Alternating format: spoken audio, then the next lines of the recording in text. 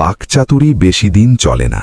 একটি লোক তার বাড়ি ছেড়ে অনেক দূরের দেশের একটা জায়গায় বেড়াতে গেছিল। পুরো একটা বছর সে সেখানে কাটালো। অবশেষে বাড়ি ফিরে এসে নিজের গ্রামের লোকের কাছে দিনরাত কেবলই সে জায়গাটার কথা বলে প্রশংসা করত, বকবক করে যেত।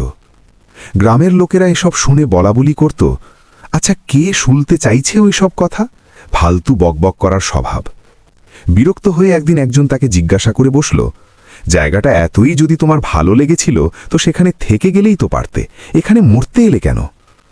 লোকটি বলল, এলাম কেন? এলাম তোমাদের কাছে জায়গাটার কথা বলবো বলে, না হলে আসতামই না। ওখানকার লোকেরা কি দারুণ লাফ দিতে পারে জানো? এমন লাফ দেওয়া তোমরা বাপের জন্মেও দেখনি। একদিন ওখানে লাফ দেওয়ার প্রতিযোগিতা হলো, কে সবচেয়ে বেশি লাফাতে পারে। এই প্রতিযোগিতায় আমি এমন লাফ দিলাম, সবাই তা দেখে একেবারে অবাক হয়ে গেল।